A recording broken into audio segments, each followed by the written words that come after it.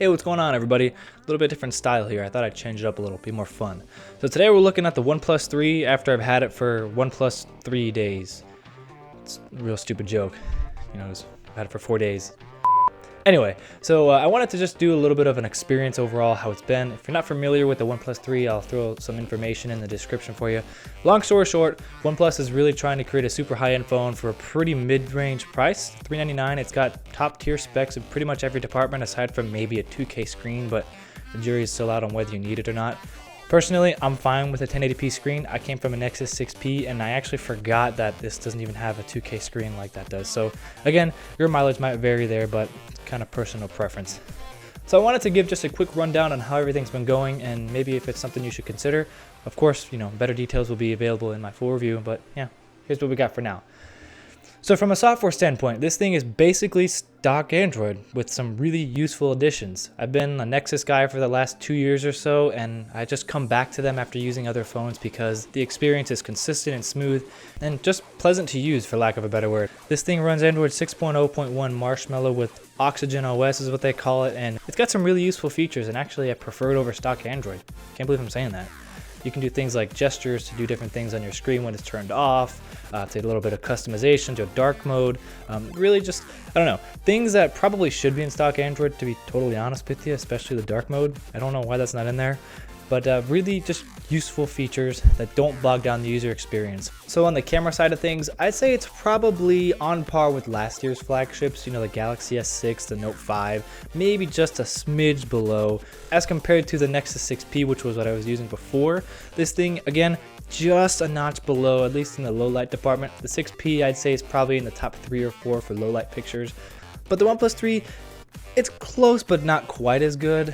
You can take decent low light shots, but you're not gonna wow anybody. I mean, I remember saying in my Nexus 6P review that I took some photos in the dark that actually showed more light in the picture than I actually perceived with my eye, so that really kind of wowed me.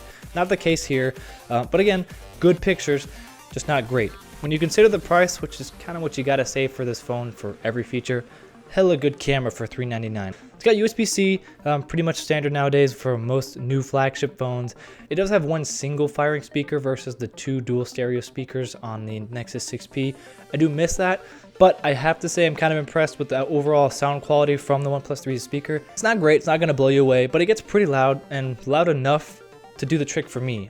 It also keeps the headphone jack, which for some stupid reason is becoming a thing where manufacturers take it out. I don't remember anybody asking for that. Like I mentioned before, the screen is 1080p, but it's fine. There was one review out there that really bashed on it. Perhaps from a technical standpoint, it is not the highest quality screen as compared to other ones like Samsung's flagship phones, but it's fine. The end user, 95% of the target demographic, probably are not gonna notice a dang thing. You're gonna be just fine, just happy with it, no issues. One thing that I was worried about is OnePlus kind of went the route of making their phone thinner instead of filling up the space with battery, and they have a little bit of a camera hump. I was against this initially, but after using the OnePlus 3, I actually really like it. I don't know that I'm quite on the thin phone bandwagon just yet, but this thing, it feels great to hold. This has a 5.5-inch screen as compared to 5.7 on the 6P. I really don't feel like I'm missing a whole lot, and it's much easier to hold in the hand. Definitely one of the best feeling phones I've ever used. The alert slider on the side, so far, I like it. Whether you need it or not, I don't know. That's kind of up to you. But I don't know, I think it's a useful addition. I certainly am not against having it.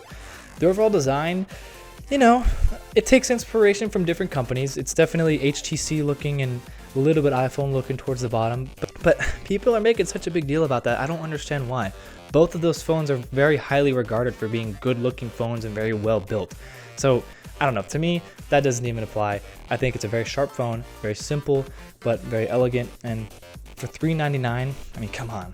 One last quick thing I do want to touch on, dash charging, which if I understand right, is a licensed version of Oppo's VOOC charging. VOOC rapid charging is amazing. I was going out last night, I went to shower before I left, and I was at about 63%, and I'm a guy, I take 10-15 minute showers after I shower and shave, you know, and everything, trim up. And by the time that I got done, I was at 94%.